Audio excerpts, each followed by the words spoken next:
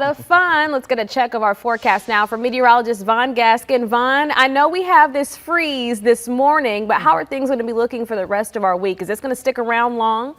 Well, we'll see a slow incline in the temperatures, but it's going to take a couple days. Okay. So for your afternoon highs, we're still going to be in the 60s for the next day or two, and then we'll start to see the numbers moving up to the 70s. Heading outside right now, dark and early, it's 35 degrees in Columbia. We're tracking a temperature of 36 right now as you head over towards Sumter, 32 Winnsboro, Camden. There's plenty of clear skies out here for us throughout the area. Clear skies in place, so no major worries about rainfall or having to grab that raincoat or rain jacket. 35 is where we are in Orangeburg. Yeah, a cool fall blast is underway for your Wednesday and your Thursday. We're tracking high temperatures in the 60s and morning lows in the 30s, and that's where we are as we get going out there this morning. Most areas are tracking temperatures that are right at about 30 to about 36 or 37 degrees. We're tracking a 43-degree temperature for us as we get through that 9 o'clock hour. By 11, we're at 51. By 3, 60 and 62 by 5. That takes us a couple degrees warmer than we were yesterday.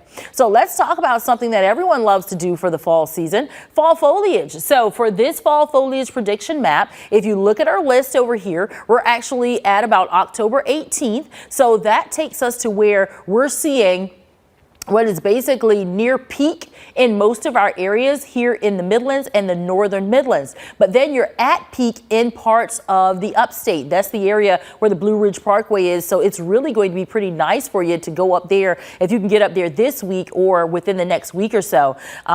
And then past peak is areas now in the high country. If you're going up towards those mountainous areas, you're probably going to be past peak, but it still looks good. You can still have a couple of good weeks where you can enjoy the foliage. So by the time we get into next week, if you want to wait, we'll be past peak in some of our areas right here in the upstate. So according to when you want to take that drive to head up there, that of course will be a big indicator for you.